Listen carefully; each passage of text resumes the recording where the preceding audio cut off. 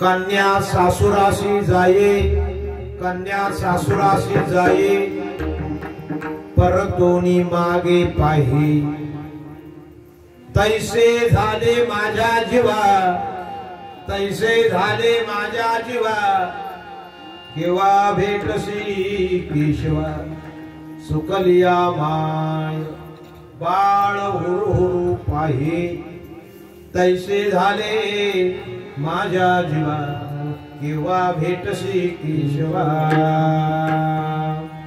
जीवना वेगळी मासोळी, जीवना वेगळी मासोळी, तैसा तुका तळमळी, तैसे झाले माझ्या जीवा, केव्हा भेटसी केशवा. यथामते अवकाश कीर्तन रूपे सेवे करता घेतलेला गायलेला अभंग जगद्गुरु जगद्वंदनीय देहूचे प्रसिद्ध साधू श्री संत तुकोबाराया यांचा हा 4 चरणाचा अभंग आहे. अभंगाचा विचार पाहता अभंगामध्ये महाराजांनी अतियुक्त प्रेमाचं वर्णन, त्याचप्रमाणे अवस्थेचं वर्णन या अभंगामध्ये वर्णन केलेलं आहे. साधकाची अवस्था काय आहे आणि त्या अवस्थेचं वर्णन कशा प्रकारे असतं त्याचं वर्णन या अभंगामध्ये काही रूपकाने केलेलं आहे. विठाला विठाला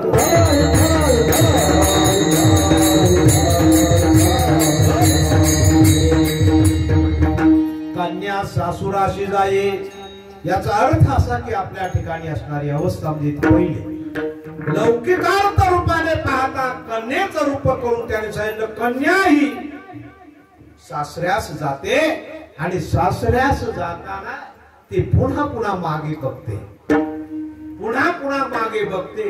का बघते, कशा करता बघते, ती कारण मीमांसा करणं गरजेचं आहे. विठाला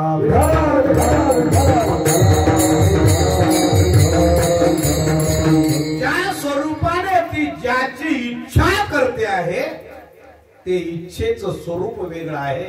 ती इच्छा तिच्या कोणत्या रूपकाची आहे याचं वर्णन साधकाचं त्याच्या पुढे लावलं. तैसे झाले माझ्या जीवा, जशी ती अवस्था आहे ती लौकिकार्थ जशी अवस्था आहे पण तीच अवस्था साधकाला अत्यंत गरजेची आहे. कारण त्या अवस्थेमध्ये वात्सल्य आणि प्रेम भावाचा काय आहे, भाव आहे. आला का लक्षात? तेव्हाच ती पुन्हा पुन्हा मागे पळते आणि तिच्या ठिकाणी असणारी जी अवस्था ती साधकाची असावी. त्याचं कारण आहे आता पुन्हा जर भेटी दुरावली, आता भेटी दुरावते ज्याने, तर पुन्हा पुन्हा तुला पाहावं लागणार आहे. मला कधीतरी या सुखासाठी यावं लागणार आहे, मला कधीतरी या सुखाची इच्छा करावी लागणार आहे आणि या सुखासाठी मी पुन्हा पुन्हा मागे पाहते. मग साध्यांचं उदाहरण घेताना त्याने सांगितलं त्या सुखाची परिणिती जर पुन्हा पुन्हा व्हावी असं तिला वाटतं खरं, पण ती पुन्हा पुन्हा त्याच्यासाठी काही अवस्थेमध्ये जाते. रोज तिच्या ठिकाणी एक वेगळी अवस्था निर्माण होते. जसं उदाहरणाने त्याने 3ऱ्या चरणामध्ये स्पष्ट केलं. चुकलिया माय, चुकलिया माय बाळ हुरु हुरु पाही. उदाहरणार्थ त्याने सिद्धांत घेतल्या. एखाद्या माईचं म्हणजे एखाद्या आईचं लेकरू एखाद्या यात्रेमध्ये म्हणा, एखाद्या जत्रेमध्ये, एखाद्या बाजारामध्ये चुकलं, एखाद्या नगरामध्ये चुकलं, अनेक प्रकारची मंडळी जरी त्याच्या समोर उभी राहिली तरी त्याच्या जीवनाची चिंता संपत नाही. तो त्याच्या मायेची वाट पाहत असतो. आलं का लक्षात? त्या मायेची भेट झाल्याशिवाय त्या बाळाला जसं कधीही समाधान वाटत नाही महाराज, कधीही समाधान वाटत नाही. तैसे झाले माझ्या जीवा. होतंय काय बघूया आपल्याला.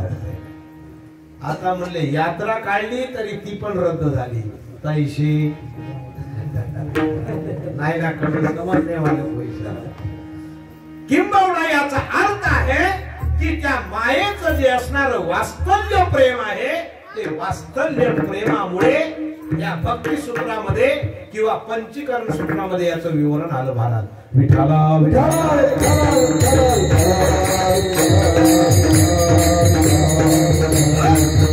त्याच्याकडे आणखीन पुढे जाऊन तुम्हाला सांगायचं झालं तर त्याने तुकाराम महाराजांनी या उदाहरणापेक्षाही तिसरं उदाहरण तुमच्या पुढे ठेवले. लक्षात घ्या, बारीक विचार करा.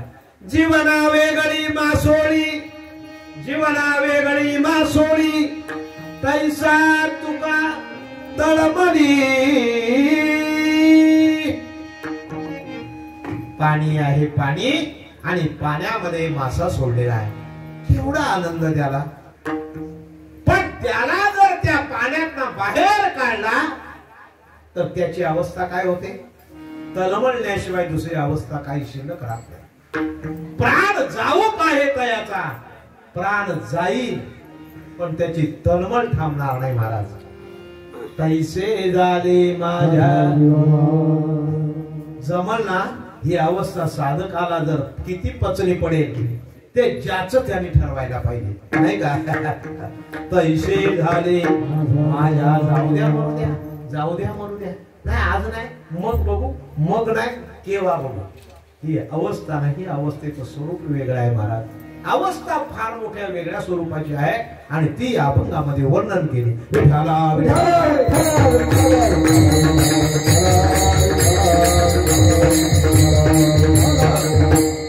कीर्तनामध्ये महाराज परिहार देणं काही सुत्य उपकर्त्याने काही ते ठरवलेलं एक गोष्टच आहे.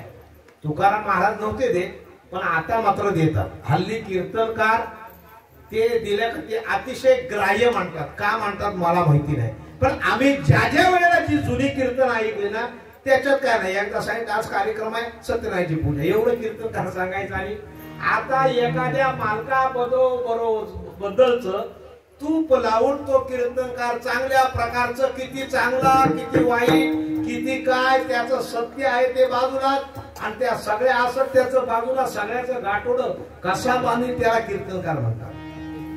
मंडळी पण खुश आणि मालक पण.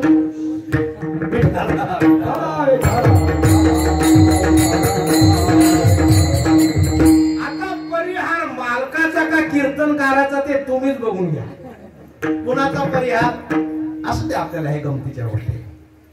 परिहार याला असं म्हणावं, बाग गेला सीन गेला, बाग गेला सीन गेला, बाग गेला सीन गेला, बाग गेला सीन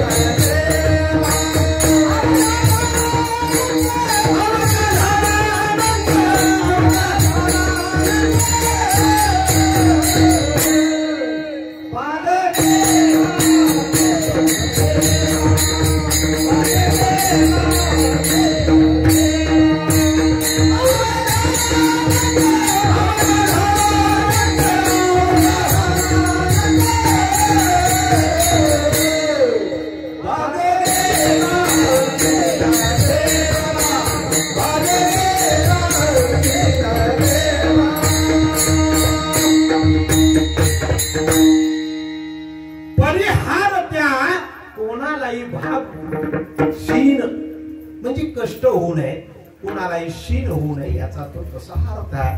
पण तो जावा एवढ्या करता काही स्तुती करावी लागते अशा प्रकारचा त्याचा सिद्धांत आहे. पण अस्तू पाहता खऱ्या अर्थानं प्रेमसूत्र दोरी जिकडे नेतो तिकडे जातो हरे हा सिद्धांत मांडला महाराज. त्याचा असा आहे की आज हा जो काही कार्यक्रम आहे याला शुभ विवाह किंवा मंगल परिणय असं म्हणतात. या मंगळ कार्यामध्ये सुद्धा महत्व आहे हिंदू धर्मशास्त्राप्रमाणे. कारण हा जीवनाचा संस्कार आहे. या जीवनाच्या संस्कारामध्ये हा मंगलमय असणारा कार्यक्रम म्हणजे लग्न सोहळा. हा लग्न सोहळ्यामध्ये सुंदररित्या बऱ्याचशा गोष्टी आहेत आणि या लग्न सोहळ्यामध्ये सर्व काही यजमान अगदी गमवून भागवून सगळं करतो. पण त्याच्यातलं मूळ पार्ट आहे ती सगळी सुखी असतात, सगळी खाऊन असतात, सगळे अगदी जेवण तृप्त असतात, काही नाचून तृप्त असतात, काही अगदी फिरून तृप्त होतात. काय काय काय काय सगळं लग्न म्हणजे एक प्रकारचं ती एक पर्वणी असते. संस्कार आणि पर्वणी याचा महाराज फरक आहे. आजच्या काळामध्ये एखादं लग्न करायचं झालं तर त्याला बस्ता नाव आहे. पहिला म्हणजे कसं तयारी बस्त्याची. तो कसा बसला लग्न करणारा? बसता आल्याशिवाय तो बसत. पुन्हा म्हणतो नाही आता एका लग्नात केले दुसऱ्या लग्नात काय नाही करायचं का? पहिल्याच लग्नात बसवला सगळ्यांना देऊन देऊन. याला साडी, त्याला गाडी, त्याला घोडी, काय काय काय काय काय सगळं वाटपच वाटप असतं. आता तर काय सगळ्यातच आलाय. नामकरण जरी झालं, वाढदिवस झाला तरी सुद्धा संस्कार बाजूला राहिला. पण आलंय काय? हा सगळा बस्ता आलाय, बस्ता. म्हणून ते आमच्या पालीला एक दुकानदार आहे, त्याचं नाव बस्ते आहे. तो अजून उठला नाही, तसाच बसलाय. रोज लुगड्या साड्या देतोय, पण तो काय उठायला त्याला वेळ नाही. मुद्दा सांगायचा हा सुंदर मंगल परिणय आहे महाराज. इथं बाकी कशाची गरज नाही. आला का लक्षात? तुमच्या आशीर्वादाची गरज आहे. एवढंच त्या पत्रिकेवर लिहिलं जातं. कुणालाही सांगितलं जात नाही. आला का लक्षात? कुणालाही सांगितलं जात नाही तुम्ही आयत घेऊन या. आला का लक्षात? मला कपडे आणा किंवा असं सांगितलं जात नाही. जात आहे का? याचा अर्थ असा आहे, ज्याला सांगितलं जात नाही त्याला आहेर हे नाव आहे. हे आहेर देणं आहे ना, याच्यामध्ये शास्त्रार्थ आहे. म्हणजे तुम्ही देणं, मालकाने देणं नाही. मालकाने देणं ही मागून प्रथा आली. आलं का लक्षात? पण पहिलं देणं हे सर्वांनी त्या यजमानाला हातभार लावायचं. जी काही यथाशक्ती आपल्याकडे असेल ती त्याला मदत करायची आणि त्याचं मंगळ कार्य उठवून द्यायचं. आता ती प्रथा गेली. आता मंगल कार्य करणाऱ्यालाच उठवायला लागले. अशी परिस्थिती आहे. उदाहरणार्थ हे कमी पडलं तर दुसरा त्याचं असं उदाहरण आहे. सत्यनारायणची पूजा करतात. सत्यनारायणच्या पूजेला 1-1 रुपया, 10 रुपये, कोणी 5 रुपये अशी ओवाळणी टाकतात. कशा करता? काय देवा घरी नमण्याचे अन्न, देवाकडे पैसा नाही, देवाकडे काही नाही, सगळं त्याच्याकडे. हे करी सर्व तो हरी नवल जया परी, हे सगळं त्याच्याकडे आहे. पण 1 रुपया देऊन भगवंत काही मोठा श्रीमंत होणार आहे का? पण नाही.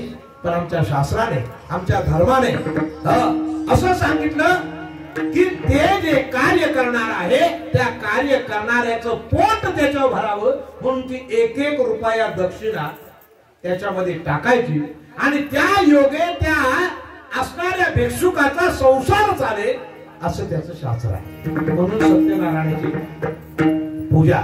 पण आता तसं नाही. आलं का लक्षात? आता सत्यनारायणाच्या पूजेला 1 रुपया आणि हवा असला तर 100 रुपयाच्या नोटा वाळून न्हाव्याच्या, काही नंतर इकडं वाजंत्र्याच्या आणि काय ते गाण्या म्हणतात. कोण कोण गाणे म्हणतात इकडं नाही म्हणत, त्या आमच्याकडचं सांगतात. का म्हणतात? कोण झाले म्हणतात का नाही? त्या करवल्याला ते पैसे किती? 100 रुपये जो येतो त्याने 100 काढले तर आमच्याकडे. मग आता 1-1 रुपया, 2-2 रुपये ओळायचं काय राहिलंच नाही. राहिले का? नाही. सांगायचा अर्थ असा आहे, मंगल कार्य, मंगलाचा अर्थ आणि संस्काराचा अर्थ वेगळा राहिला आणि त्याच्यावर येणाऱ्या क्रिया ह्या वाढल्या आणि त्या वाढलेल्या क्रियामुळे आम्ही मूळ संस्कारापासून बाजूला गेलो. विठ्ठल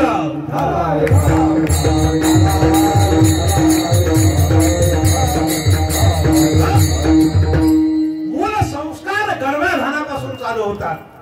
आईच्या उदरामध्ये राहिल्यापासून, गर्भाधानापासून मूळ संस्कार चालू होतात. जन्मल्यापासून ते नाल छेदण्यापासून शेवटचा 15 संस्कार जीवदृष्टी पाहे आणि 16 वाची राही पराधीन. 15 संस्कार माणसं एकमेकाची पाहतात. किती? 15 संस्कार. पद्मनाभ स्वामींनी सांगितले 15 संस्कार. जीवदृष्टी स्वतःचे स्वतः बघतो, लग्न झालेलं स्वतः बघतो. आलं का लक्षात? त्याचा मोठा लौकिकार्थापासून ते सगळे व्यवहार बघतो. ज्यावेळी डोळे झाकतात त्यानंतर जो संस्कार केला जातो तो मात्र 16 वाची राही पराधीन. आणि या 15 संस्कारातला असणारा लग्न सोहळा हा अतिशय सुंदर मंगल परिणयाचा सोहळा आहे. आणि सुंदर या सोहळ्याचं वर्णन अनेक कारणाने आपण बघितलेलं आहे, पाहतो आहे. फक्त त्याचा लौकिक अर्थ काढा आणि गुढार्थ शोधा. विठाला विठाला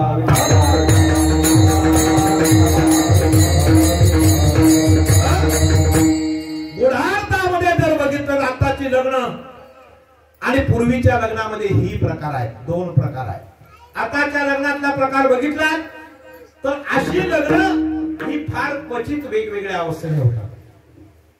आलं का लक्षात? असं सुंदर मंडळ आनंदाने मुलीसाठी वगैरे सगळं खर्च करणं हे काही प्रमाद असतो, काही गोष्टी झालेल्या आहेत.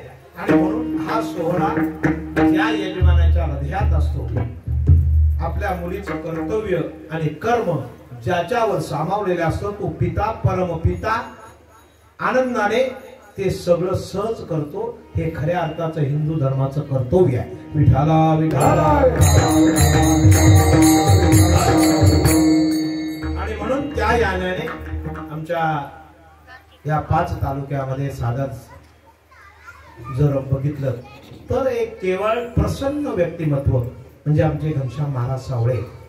मला वाटतंय 5 तालुक्यामध्ये जेवढा संप्रदाय आहे त्या संप्रदायामध्ये एक आवडीचं आणि प्रेमाचं सगळ्यांशी खेळीमेळीने सुंदर आपल्या आवाजाने सगळ्यांना मंत्रमुग्ध करणारे आज सगळ्यांनी प्रत्येकाने येऊन भेट दिलेली आहे. का तर हे माझ्या जातीचे मदभेट कोणी आवडीची धनी भेडावया. जीवनामध्ये अनेक येतील जातील पण माझ्या प्रेमाची मंडळी आहे, माझ्या जीवनाची मंडळी आहे. ही मंडळी मला मिळणं थोडी दुरापास्त होते, पण ते मिळवण्याकरता जीवनामध्ये काहीतरी चांगले संस्कार माणसाला करावे लागतात. चांगली संगती धरावी लागते. मना सज्जना भक्ती पंथेशी जावे तरी श्री हरी पाविजे तो स्वभाव.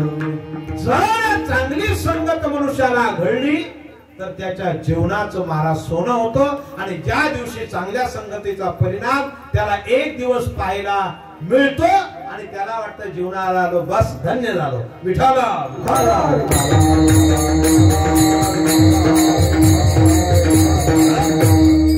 सगळ्या स्तरामध्ये ज्याने उत्तम प्रकारे आता संप्रदायामध्ये सध्याचं 1 नंबरचं गायनाचं काम आणि 1 नंबर प्रसिद्धीच्या माध्यमाचं काम तुमच्या घनश्याम महाराजांकडून झालंय.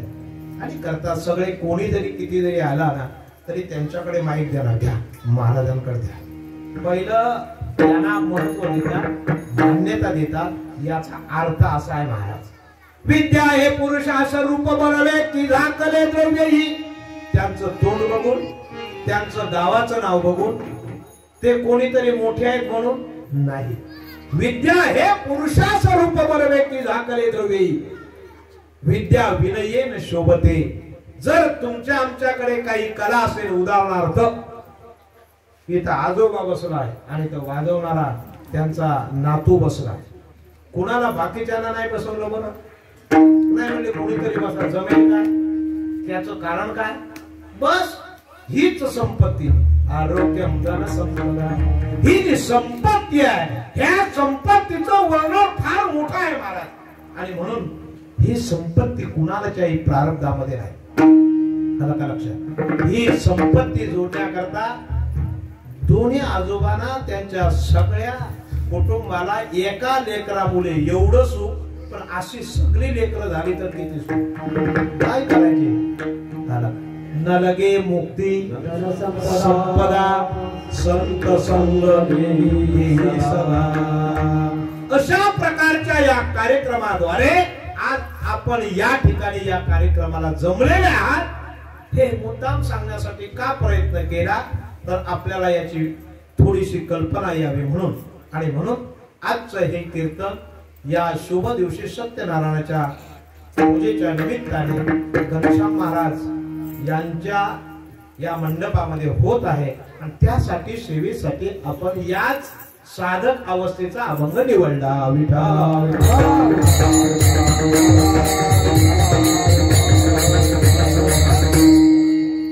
ऐका, कन्या नावाची ही वस्तू नाही.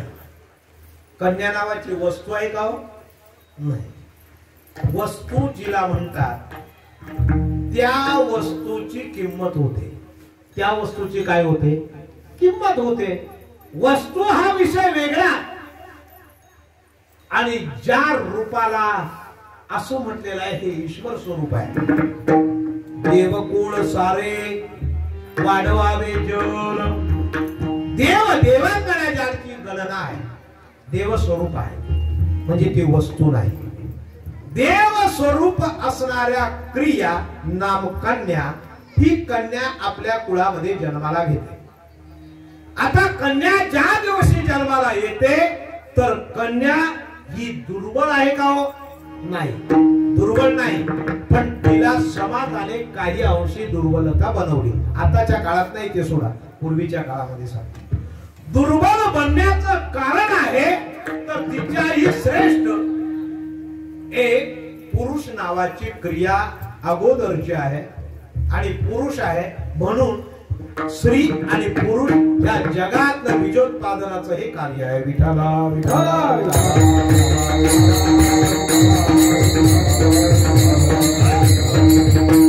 पण पुरुष प्रधान आणि स्त्री प्रधान याच्यामध्ये काही बरेचसे अर्थ आणि व्यवहार निघाले. आणि त्या योगे स्त्रियेन म्हणजे कन्या हिच्याकडे पाहण्याचा एक दृष्टिकोन बदलला.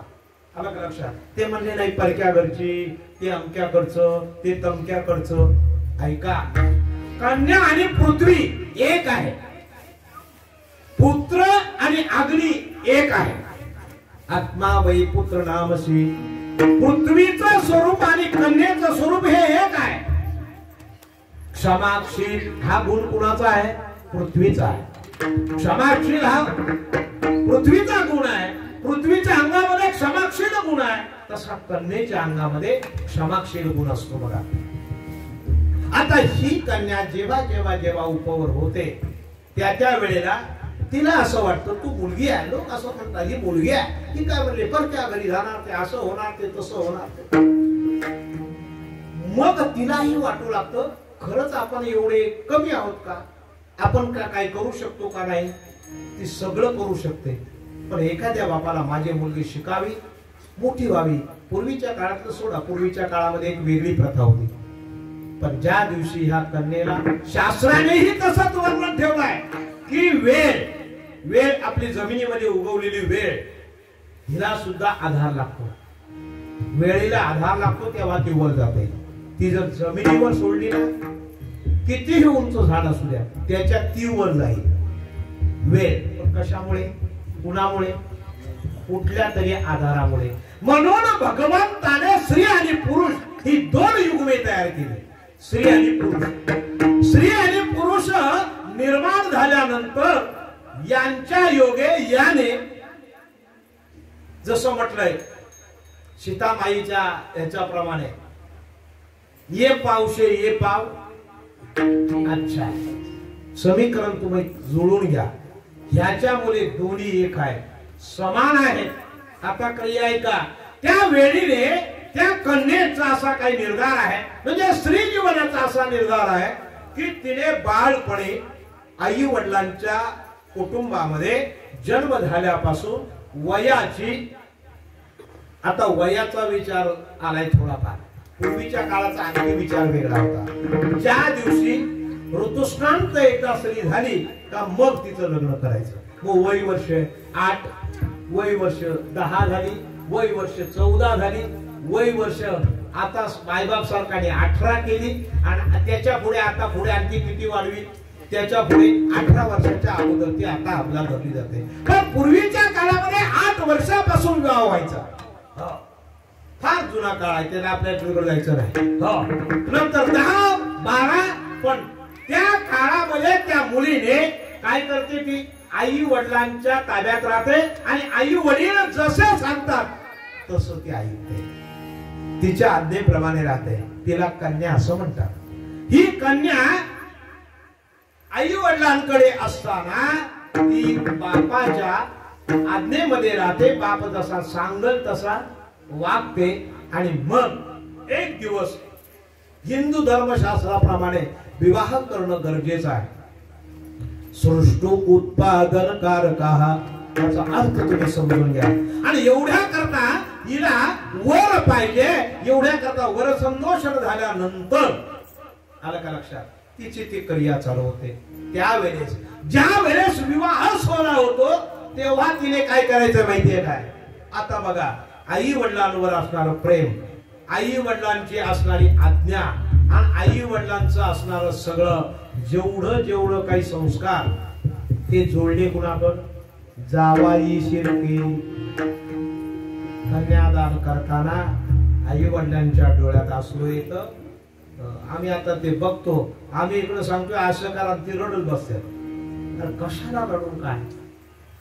याचा शास्त्राने वर्णन तुमचा पुण्याचा टायमिंग आहे. काय?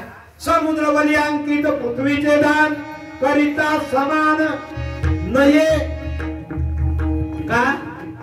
समुद्र वलियांकित पृथ्वीचं दान आहे म्हणून पृथ्वी स्वरूप स्त्री आहे. विठ्ठला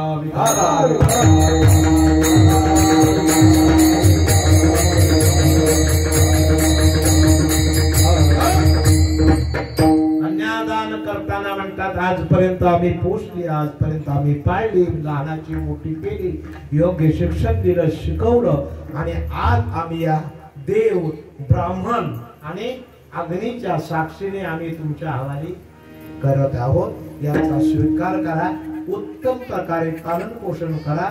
धर्म, अर्थ आणि काम या तिन्ही गोष्टीचा उपभोग घ्या आणि आपला जीवनामध्ये मोक्ष मिळवा, अशा प्रकारचा त्यांच्या दोघांकडून अनुभव घेतली जाते. मग तो नवरदेव म्हणतो चांगली सांभाळीन. सत्य सत्य सत्य. देवाचा संजय म्हणलास काय? काय म्हणला? आभार दिसतोय काय? तर ते अनुभव शास्त्राप्रमाणे घेतली जाते. त्या दिवसापासून ती स्त्री आपलं तन, मन आणि धन तिन्ही गोष्टी आपल्या पतीला अर्पण करते. तदनुसारे वर्तते. आणि मग त्यावेळेस तिचं कौमारी अवस्था ही संपूर्ण पतीच्या आज्ञेप्रमाणे जाते. तिला त्यावेळेस आधार कुणाचा होतो? पतीचा. आला लक्षात? अष्टभोग तुम्ही आत्मसुख भोगा, हरी पायी लागा निरंतर. तो काळ त्याचा पुढे प्रापंचिक संशयानंतर ज्या वेळेस पुत्र संतती प्राप्त होते, ती झाल्यानंतर तिसरी अवस्था त्या कन्येला प्राप्त होते. आला का लक्षात? ती कन्येला तिसरी अवस्था प्राप्त होते, ती शेवटची अवस्था आहे. ज्या वेळेस पती परधामाला जाईल त्यावेळेस आपले जे पुत्र असतात त्या पुत्रांच्या आज्ञेमध्ये ते निघायचं. काय काय तसं नाही. आता आता काय काय ते निघाले, ते कोण लेकीकडे जातो, तो कोण कुणाकडे जातो, कोण कुणाकडे जाऊ द्या, पण त्या पुत्राच्या आज्ञेप्रमाणे म्हातारपणे वागायचं असं धर्मशास्त्र आहे. हे झालं शास्त्राचा प्रकार. आता अभंगाचा प्रकार. ती परतुनी माग का पाहते? ती माग का पाहते? त्याचं कारण आहे. आलं का लक्षात? ती जी अवस्था आहे त्याला प्रेम हे नाव आहे. आलं का लक्षात? या प्रेमाचा विषय काय? आजपर्यंत त्या आई वडिलांनी एवढं सुखाने पाळलं, पोसलं, सांभाळलं. आलं का लक्षात? त्याचे उपकार ती कधी विसरत नाही. सगळ्यांना विसरते पण ती उपकार कधी विसरत नाही. माता पितयाचे उपकार किंवा आई थोर तुझे उपकार, आई थोर तुझे उपकार, वदत विनोदे हसत सोडी कोण दुधाची धार. आता दोन गोष्टी आपण बघू. वास्तव्य प्रेम म्हणजे मायेचं. आलं का? आणि प्रेम जे आहे ते देव आणि भक्ताचं. वास्तव्य प्रेमामध्ये माया येते आणि प्रेम, भक्ती प्रेम सुखामध्ये साधकांनी मिळतात. भक्ती प्रेम सुख नेनवे अनेका पंडित वाचका ज्ञानियांशी. यांनाही हे कळत नाही हे भक्तीचं सुख काय आहे आणि त्याच्यासाठी ते लाचावलेले असतात साधक. जशी ती जात असताना ती सासुऱ्यास जाते, म्हणजे तिला असं वाटतं तिकडे सासू आहे. शाला शिकलास ना मन सा सु शी से साई सो सौ सम 12 खडीतला हिशोब बघितला ना 6 शब्दाच्या अर्थामध्ये कुठेही शांतता तिला सासू म्हणावी. विठाला विठाला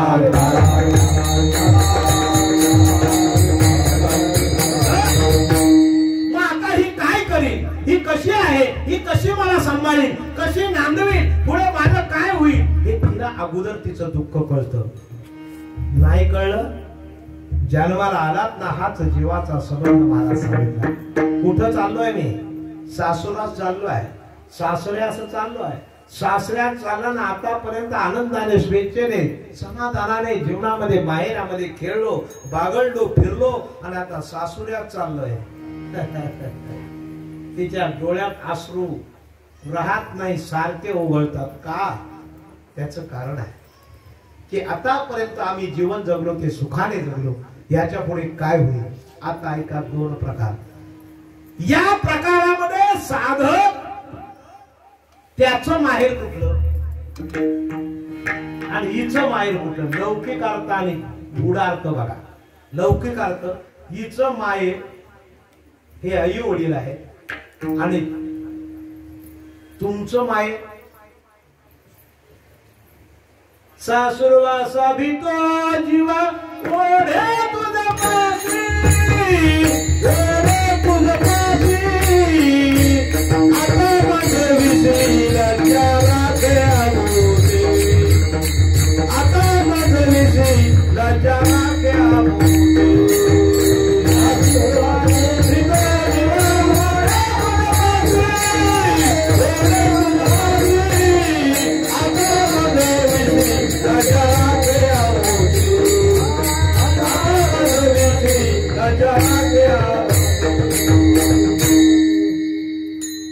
काकड्याच्या अभंगामध्ये त्याचं वर्णन आलंय. सासूर वासा भीतो जीव. ज्या दिवशी ज्या ठिकाणी सुख आहे कन्येला वाटतं बापाकडे सुख आहे. आलं का लक्षात? हा लौकिक अर्थ झाला. हा लौकिक अर्थ आहे बघा. पुन्हा पुन्हा लक्षात घ्या. आता जेवढ्या बाया लग्न करून गेल्या त्यांना सासूरवास आहे का? त्यांचं खरा देव कुठे आहे? पती हा देव आहे. आता जर लग्न केलं नसतं अशाच आई वडिलांकडे राहिले असत्या तर शास्त्रार्थ गुणार्थ कसा आहे.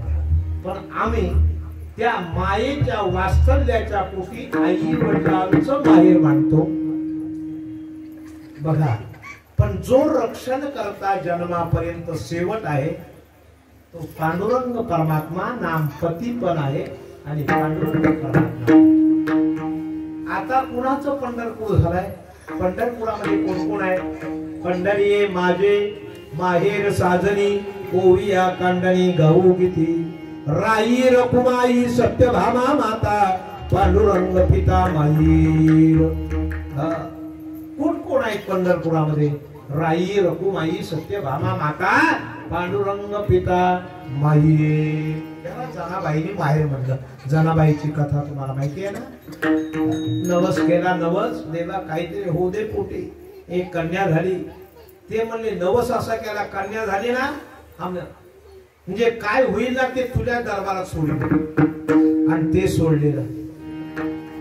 ती सगळीकडे पाहते चुकली कोणी नाही. एवढीशी जनाबाई चांगली चुणचुणीत असणारी आणि त्या पंढरपुरामध्ये आई वडील नवस बोलले म्हणून सोडून दिले. संचित प्रारब्धाने क्रियामान बोलता बोलता ती शेवटी पांडुरंगाच्या पायावर डोकं ठेवलं. हमसा हमसी रडून रडून 4 दिवस अन्न न खाता तिथे थांबले. कुणाची वाट बघते? आई वडिलांची वाट बघते. आलं का लक्षात? 4 दिवस असे जातात. पण त्या घरापेक्षा ज्या घरामध्ये आली तिथं ती श्रीमंत झाली. विठाला विठाला.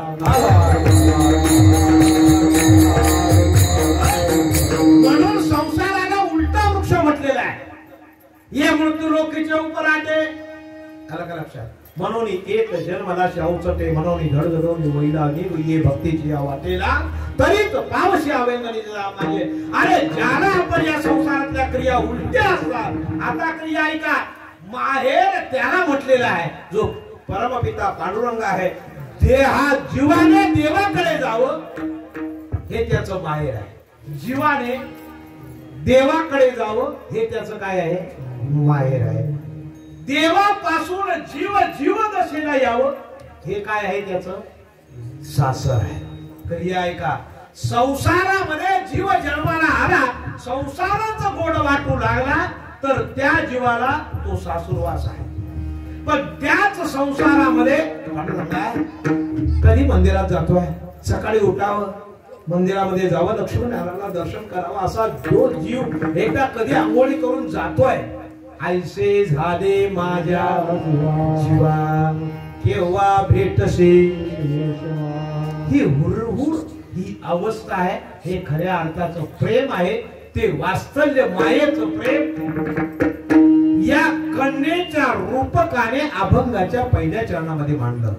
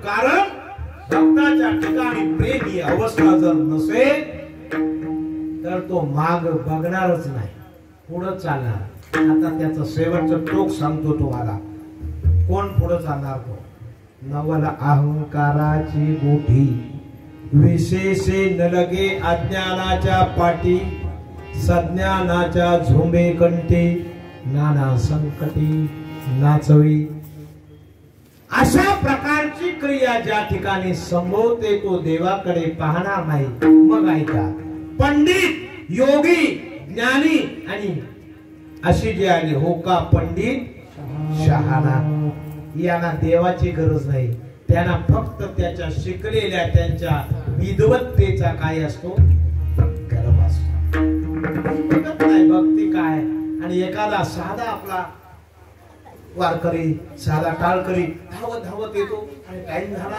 कीर्तन चालू झालं, चला काय पडावं काय करावं, क्षमा मागतो, काय काय काय त्याचं किती वेळा पाया पडेल, अगदी प्रेमाने त्याच्याकडे कसा कशामुळे काय त्याच्या ठिकाणी नम्र झाला भूता देणे गोंडणे, त्याच्या ठिकाणी काय आहे भक्ती आहे. आणि त्याच ठिकाणी एखादा पंडित आला, ज्ञानी आला, योगी आला तर तो तसा नाही बघणार आहे. सगळं काय व्यवस्थित पाहिजे त्याच्याप्रमाणे लोक धावायला पाहिजे तरी तो बघत नाही. जाणे भक्तीचा तोची दैवाचा. भक्ती कुठं आहे ती बघा, भक्तीचं रूपक बघा. या वास्तल्याचा प्रेम भाव ज्याला ओढ आहे अंतःकरणामध्ये, ज्याची ओढ ईश्वराकडे धावते तो माहेराला जातो. पुन्हा सोप्या शब्दामध्ये सांगतो ऐका, माहेराला जातो तो जीव आहे, तो माहेराला जातो. ही गोष्ट लक्षात ठेवा. ज्याला देवाची गरज आहे तो खऱ्या अर्थाने नवरी आहे आणि तो खऱ्या अर्थाने नवरदेव आहे. विठाला विठाला.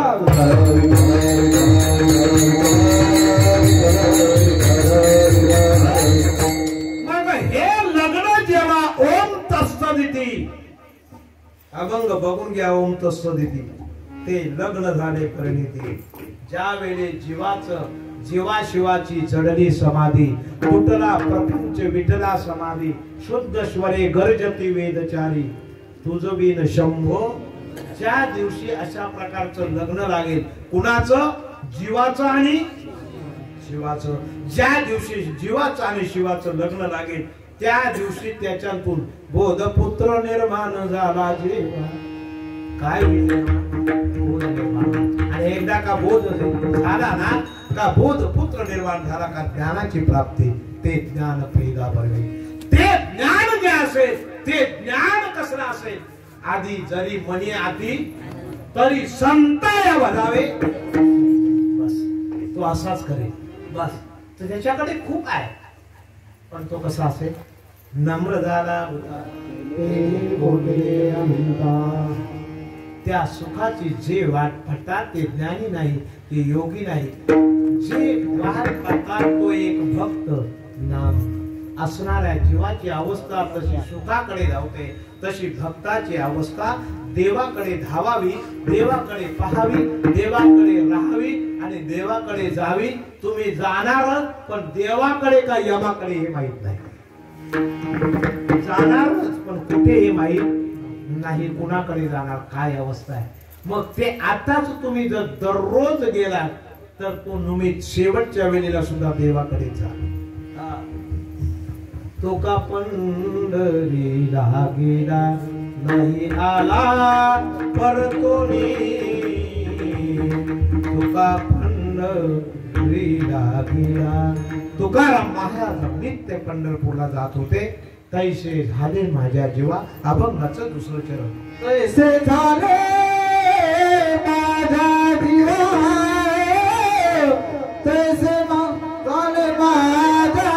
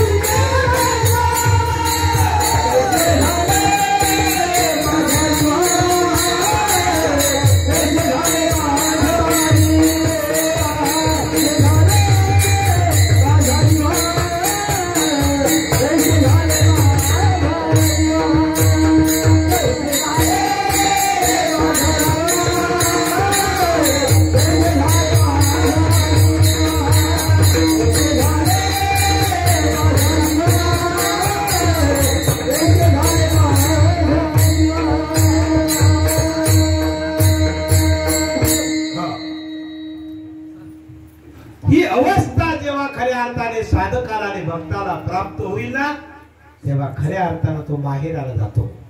आणि तो माहेराला जाणे म्हणजेच देवाकडे जाणे, आई वडिलांकडे जाणे म्हणजेच माहेराला जाणे. ही क्रिया बघा कशी आहे. साधकाला संसार हे सासर आहे. आपल्या तुम्हा आम्हाला संसार आहे, सासर आहे. आणि भगवंत हा आपल्याला खऱ्या अर्थाने माहेर आहे. साधू संत हे माहेर आहे, हे लक्षात ठेवा. आज जो तुम्हाला आनंद आहे ते तुमच्या गादीवर जाऊन झोपलात ना तरी तो आनंद मिळणार नाही, हे सुख मिळणार नाही. संत संगतीचे काय सांगू सुख आपणा नाही, तिथं ते सुख नाही. आणि म्हणून त्याने म्हटलं, मग म्हटलं या प्रेमाची या वास्तव्याचा भाग जर विचार केला तर किती तीव्र आहे त्याचं चरण तिसऱ्या चरणामध्ये त्याने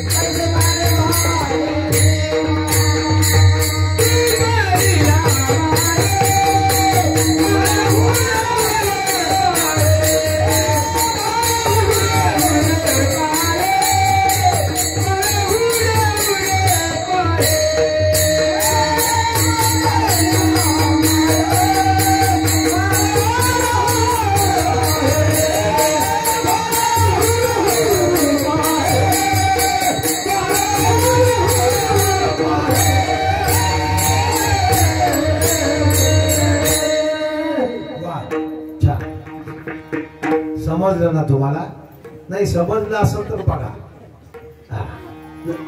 याचं कारण महाराज असं आहे, हा जो असणारी आई आणि मुलाच्या संबंधातला जो काही दुवा आहे. आता आपलं हा अधिक मास गेला, त्या गेलेल्या अधिक मासाच्या अगोदरच्या अधिक मासाच्या अगोदर आम्ही नाशिक पार शिर्डी शेगाव करून आमच्या 4 एसट्या पंढरपुरामध्ये आलो. आणि पंढरपुरामध्ये पंचमुखी मारुतीच्या वरच्या एका धर्मशाळेमध्ये आम्ही उतरलो होतो. जो तो आपापल्या सोयीने उतरलो होतो. आमच्या 4 एसट्या एकत्रित होत्या आणि 4 एसट्याची मंडळी म्हणजे 200-250 मंडळी होती.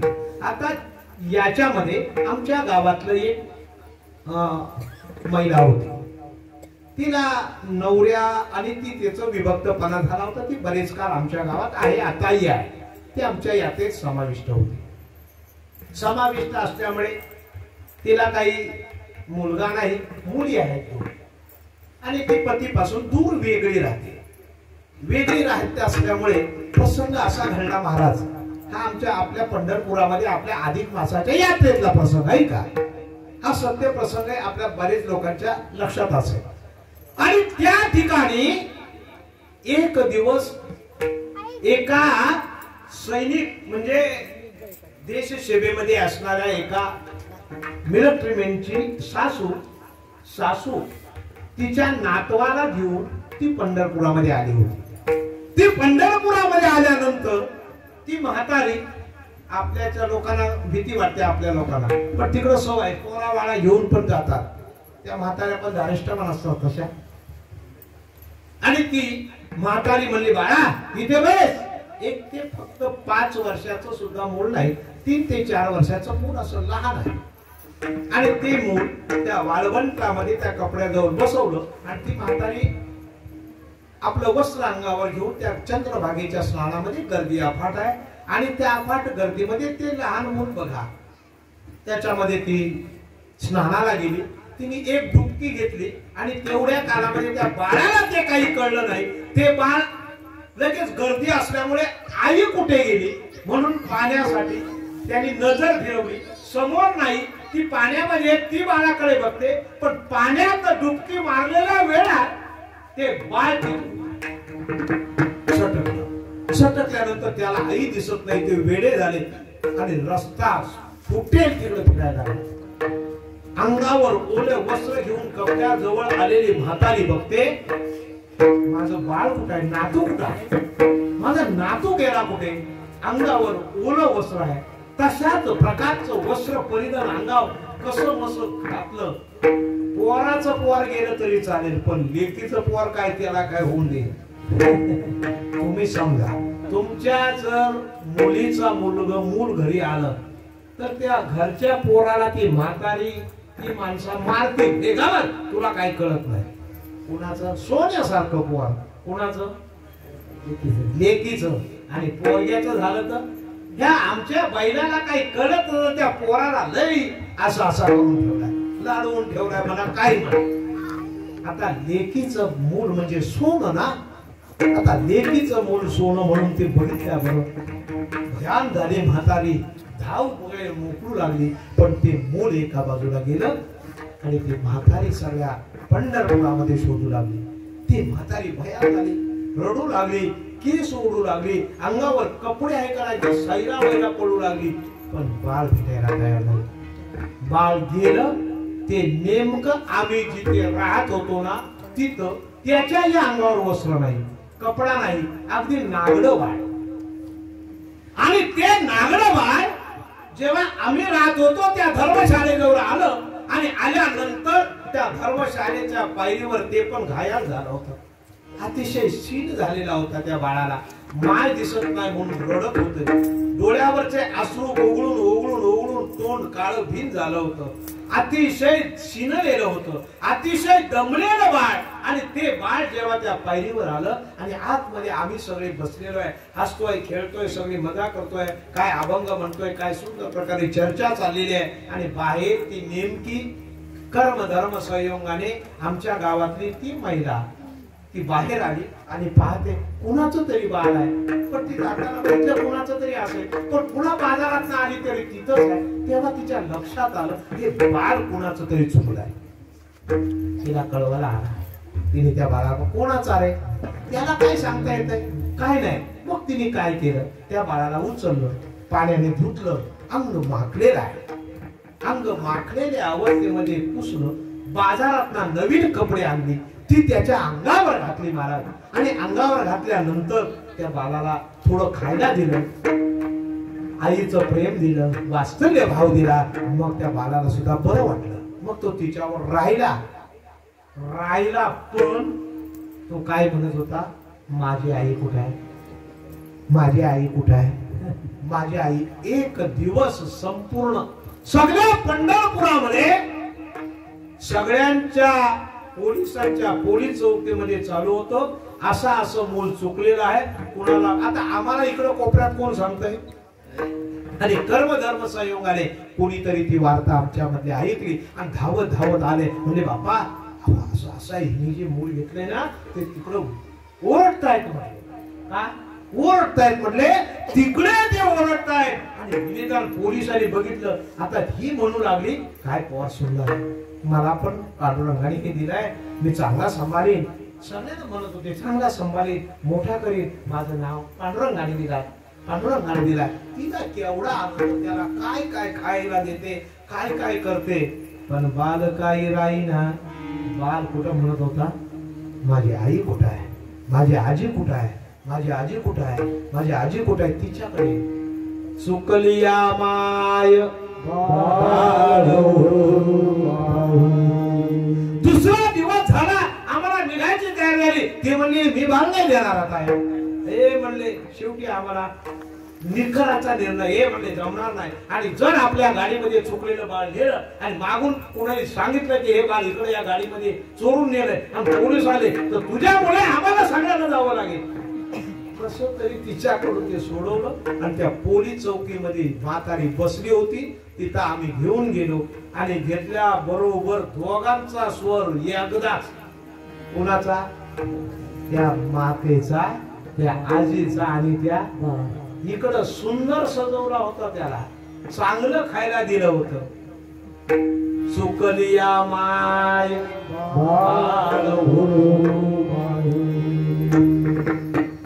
वाटतंय काय तुम्हाला, कधी माझं नेहमीचे सत्संगातले आज बरेच दिवस मंडळी भेटले नाही, कधी भेटायला जातोय. देवाला तर सोडा, देवाला कधी भेटू तेव्हा भेटू. पण माझी या जातीचे मज भेटो कोणी, त्या खाटावना चप्पल असो नसो सदाशिव स्वामी भेटायला कुठं नागशेतला, भेटायला कुठं पुगावला, भेटायला कुठे वांगणेवाडीला, भेटायला कुठं सरपळेवाडीला, भेटायला कुठे कुळलीला. काय हे कशाची अवस्था आहे, ही अवस्था जी आहे तीच या कन्येची आहे, तीच या भक्ताची आहे. आता ही उदाहरणं आपल्याला कमी वाटत असतील तर त्याने शेवटचं उदाहरण सुंदर ठेवलं आहे. त्याला मात्र तोडच नाही, अंतच आहे. आला का लक्षात? ते त्याने सुंदर एक शेवटचं उदाहरण ठेवलेलं आहे. जीवन वेगळी माझोरी,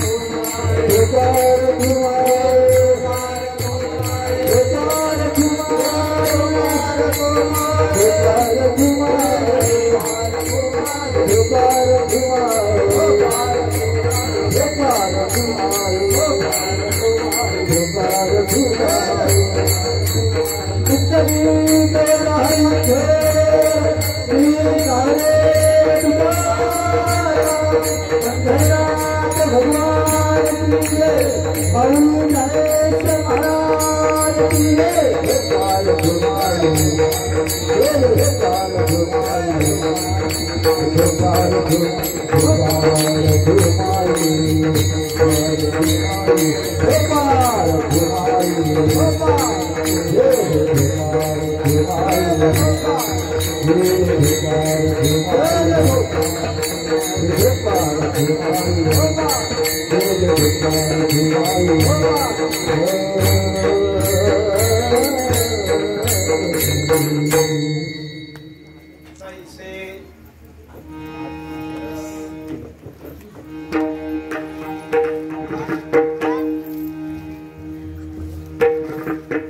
तैसे झाले माझ्या जीवा देवा भेटसे केशवा।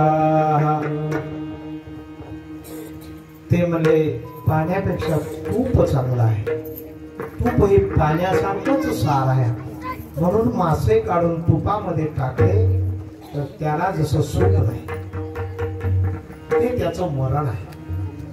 मत्स्या मरण त्या वियोगी, पाण्याचा संग सुटला तर त्याला जसं मरण आहे।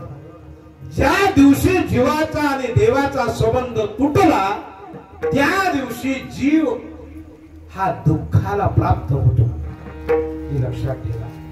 कधीही देवाला विसरू नका, देवाच्या विरहित होऊ नका। जीवाचा आणि देवाचा संबंध अनन्य आहे। जसं पुन्हा सांगून जातो, बाळ हे मातेशी अनन्य आहे, बाळ हे मातेशी अनन्य आहे, लेकरू हे मातेशी अनन्य, वासरू हे गायीशी अनन्य आहे, आलं लक्षात। वाघरू हे वाघिणीशी अनन्य आहे, पक्षाचं पाखरू सुद्धा त्याच्या मायेशी अनन्य आहे, हरणाचं पाडस त्याच्या हरिणाशी अनन्य आहे। तैसे हे जसं आहे ना तसं जीव कधीही देवापासून वेगळा नसावा। ज्या दिवशी जीव देवाला विसरेल त्या दिवशी खऱ्या अर्थाने दुःखाशिवाय त्याच्या पदरामध्ये काही नाही, यातनाच भोगाव्या लागतील, जन्म जन्मांतर भोगावी लागतील, देवाची कधी भेट होणार नाही। आणि म्हणून त्याने सांगितलं की खऱ्या अर्थाने हे जसं वेगळं होत नाही तसं साधकाची अवस्था असावी, इतकं प्रेम असावं। एवढा परमार्थ कोण आहे? एवढ्या परमार्थाने या अवस्थेने ज्याचं जीवन आहे ना, आता ऐका शेवटचं वचन ऐका। शेवट असं म्हटलं आहे, असा लाख तिथे खाक कोटी माझी एक, होईगा तो होईगा नाही तर जायगा। असा भक्त जीवनामध्ये होणं दुर्मिळ आहे। त्यांनी तप करू नये, त्यांनी जप करू नये, त्यांनी कीर्तन करू नये, त्यांनी ध्यान करू नये, त्यांनी पूजा करू नये। कुणी सगळं क्षम्य। लहान मुलं कुठं जप पूजा तप करतात, पण ती काय म्हणतात, आई आताची मम्मी, आला का लक्षात? सारखी सारखी का म्हणते, काय म्हणते ती? फक्त आई आई आई। जे काही असेल ते रंबाधिक उर्वशी जरी समोर आल्या तरी त्यांच्याकडे ते पाहत नाही। मी अवस्थेबद्दल बोलतोय, ते पाहत नाही। मग ती आई काय करते, त्याचे सर्वस्वई साहेब। मग तू जप करतो का, तप करतो का? मग त्याची आई त्याला काय करते, त्याचं आई म्हणते ह्या शब्दा खातर त्याचा सर्वस्व करते। मग तुम्हाला नाही का सांगितलं, हरी हरी तुम्ही म्हणाले,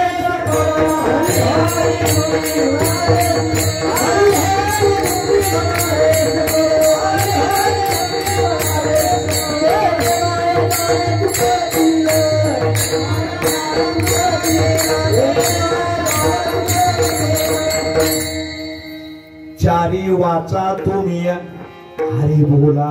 काय करा, फक्त हरी म्हणा, हरी हरी तुम्ही म्हणारे सकळ येणे माया हरी मुखे म्हणा, हरी मुखे पुण्याची काय सांगावं, कशाला साधन कचू नाही लागत, खर्चत नाही गटडी भजो रे भैया राम गोविंद हरी.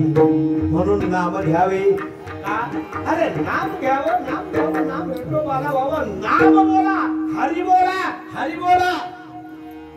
तुम्ही कधी आमच्या समागमामध्ये म्हणजे पालघरला गेलात ना, तरी बरेच आमचे इंद्रसेन स्वामी आणि ते आमदार स्वामी आले ना, कोणी आले, अरे हरी बोल, हरी बोल, हरी बोल, हरी बोल, हरी बोल, हरी बोल, फक्त हरी बोल, काय करू नको, जप तप साधन कचू नाही लागत.